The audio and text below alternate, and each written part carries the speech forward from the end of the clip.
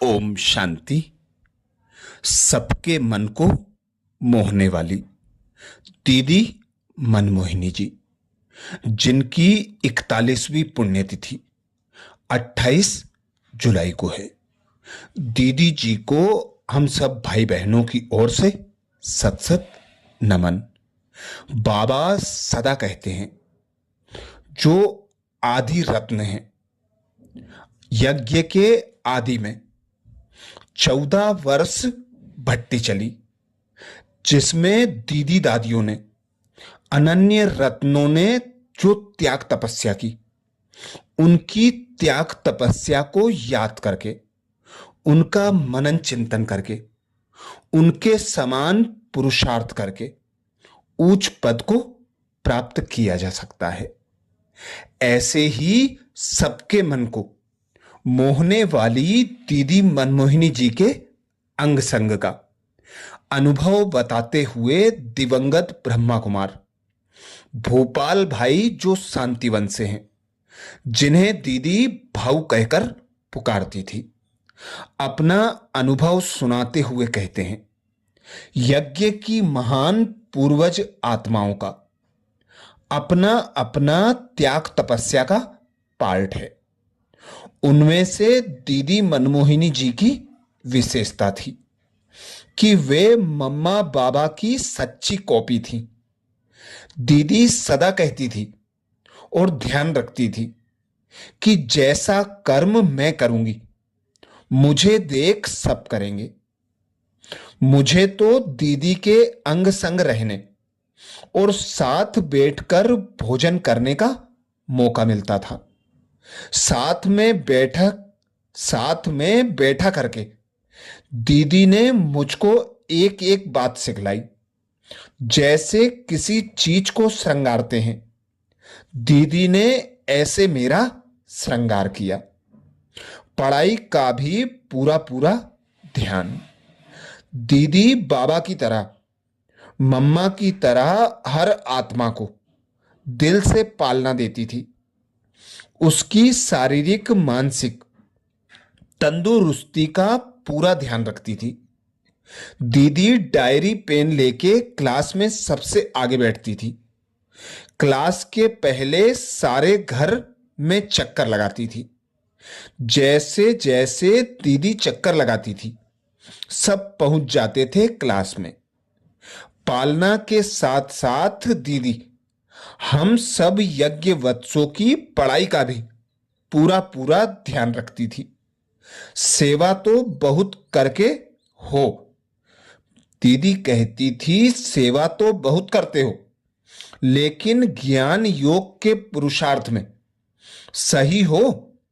ये बातें दीदी पूछती थी, ध्यान भी रखती थी। 3 बार मक्खन देना। दीदी की एक विशेष बात मुझे याद आती है, 3 बार मक्खन देने की। यज्ञ में शुरू शुरू में नौकर नहीं थे। हम 15-20 पांडव और बहनें थी। कुल मिलाकर 25 भाई बहनें होंगे। इतना कारोबार था कि हम लगातार सेवाएं करते थे। पहले मधुबन में हाथ गाड़ी थी, उसके बाद बैलगाड़ी ली, फिर मिलिट्री की गाड़ी 9,000 रुपए में ली। सन 1971 में एक ट्रक लिया, उसी से हम खरीदारी भी करते थे, पार्टियां भी ले जाते थे और दीदी दादियां भी उसमें बैठती थीं। गाड़ियों में सामान भरना और खाली करना हम स्वयं ही करते थे। दीदी मुझे भाऊ कहकर पुकारती थी। एक बार गेहूं की 100 किलो की 2 बोरियां पीठ पर रखकर ट्रक से उतार रहा था, तो सामने से दीदी आ गई। उसी समय आदेश दिया कि एक बोरी को 2 भाग करो। साथ ही मुझे सावधानी दी कि इतना बोझ मत उठाओ जो शरीर की क्षमता से बाहर हो। हमारी इतनी मेहनत देख करके दीदी ने भोली दादी को बुलाया। बोली, देखो इतना काम करते हैं पांडव, 3 बार मक्खन देना। मैंने कहा, दीदी, जो दूसरे खाएंगे वही मैं खाऊंगा। वो छाछ पिए और मैं मक्खन खाऊं, ऐसा कैसे होगा?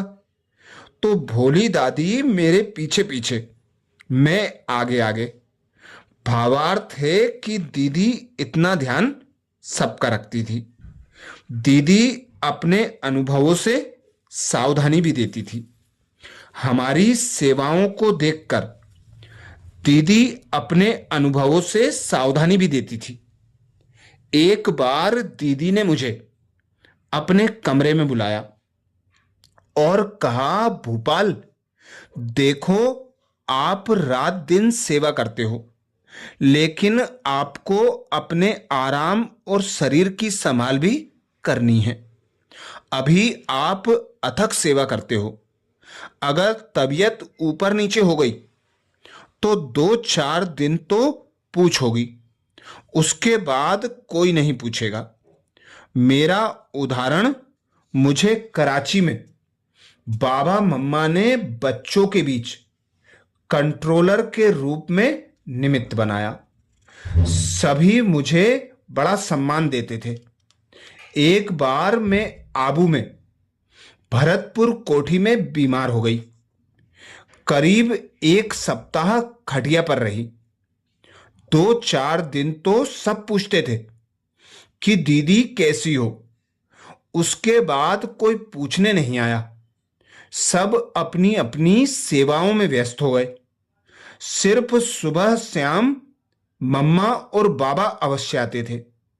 फिर बाबा ने मुझे मुंबई भेज दिया। वहां से अच्छी दवाइयां लेकर स्वस्थ होकर करीब 15 दिन में वापस आ गई। फिर मुझे सभी लोग पहले की तरह मिलने लगे। दीदी ने मुझे समझाया कि आप भी भागदौड़ करते हो, सेवा करते हो, तो सभी पूछ रहे हैं। सेवा का ऐसा संतुलन रखो कि सब पूछते रहें। आज भी बाप दादा और दीदी दादी की ऐसी पालना हमें उमंग उत्साह से चला रही है। इकोनॉमी का अवतार थी दीदी। दीदी दादी इकोनॉमी का अवतार थी।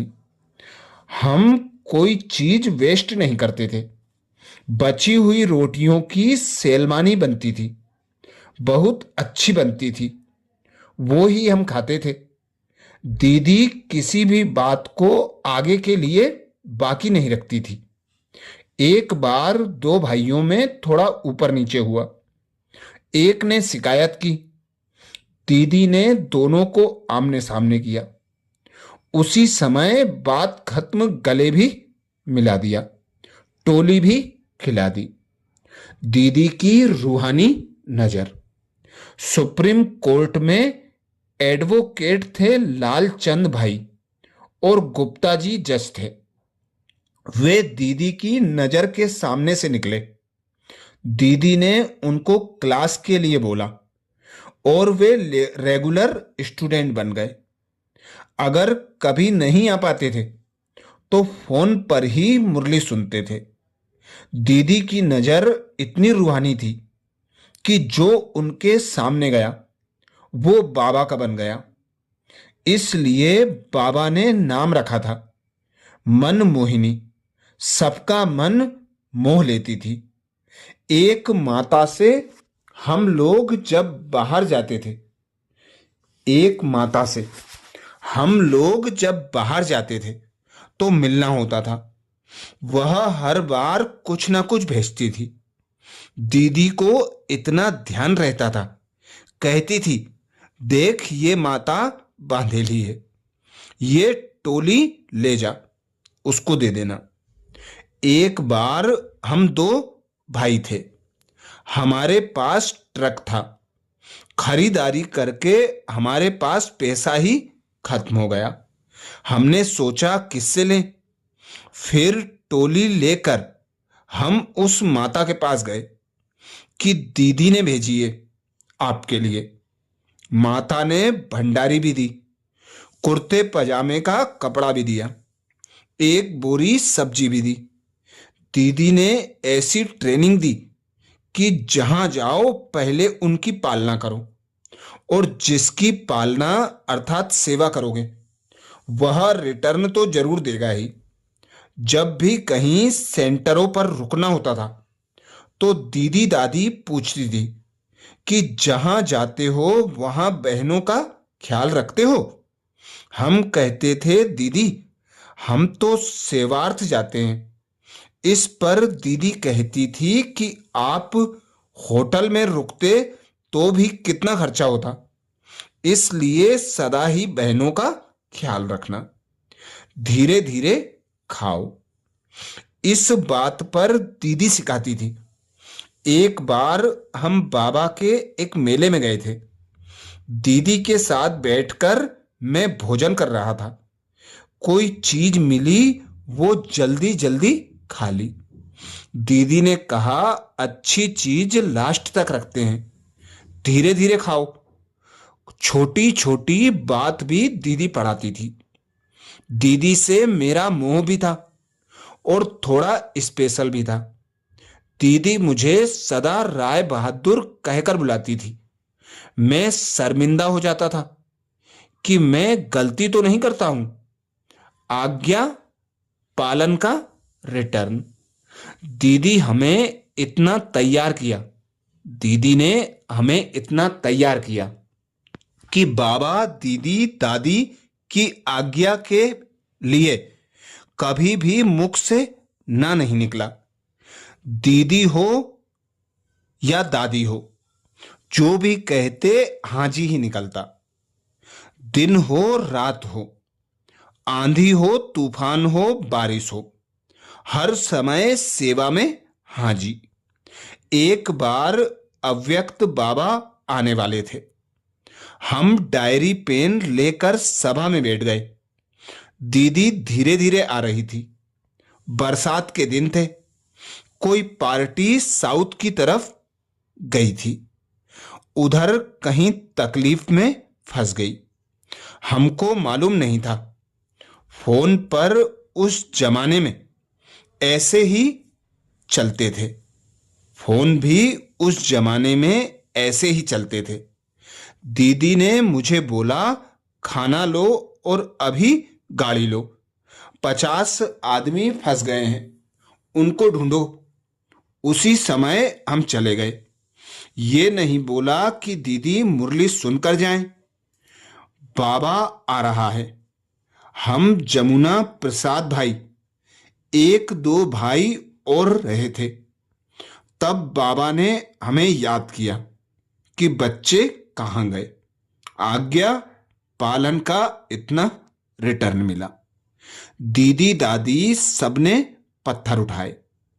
जब हम ओम शांति भवन जब ओम शांति भवन बनने लगा तो दीदी दादी सबने पत्थर उठाए।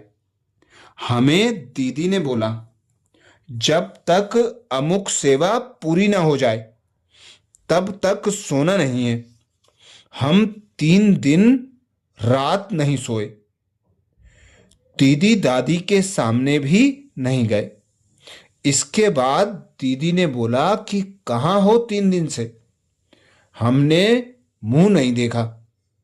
हमने बोला दीदी आपने जो सेवा दी थी कि वो ही सेवा की। हम काम पूरा करने के बाद ही दीदी दादी को मुंह दिखाते थे। दिल का प्यार था। हमें इतनी पालना दी, आज भी हम सेवा के बिना चैन से नहीं बैठ सकते। जब दीदी अव्यक्त हुई तब बाबा ने कहा था दीदी को थोड़ी सी बड़ी होने दो, फिर कमाल देखना। बड़ों की आज्ञा भले ही कुछ भी हो, पर आज्ञा पर चलने से दुआएं मिल जाती हैं। जो भी हमारे बड़े हैं, जिनके साथ हम रहते हैं, उनके आज्ञाकारी रहें, उनका दिल जीतें। हमारी सर्व मनोकामनाएं आपे ही पूरी होंगी।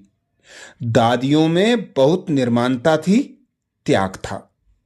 आज हम उनके चित्र को देख रहे हैं। और चरित्र को याद कर रहे हैं, तो हमें यह शिक्षा मिलती है कि हमें अलबेला नहीं बनना चाहिए। जो सेवा में रहता है, बाबा उसको स्वतः शक्ति देता है।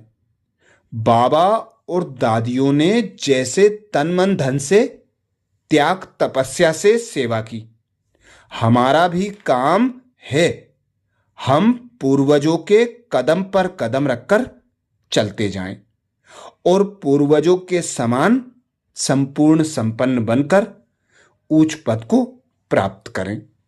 अच्छा, ऐसी दीदी जी की और विशेषताएं और विशेष यादों का मनन चिंतन करने के लिए बाबा के चैनल को सब्सक्राइब करें। वीडियो को ज़्यादा से ज़्यादा बीके भाई बहनों को शेयर करने की सेवा जरूर करें। अच्छा, ओम शांति।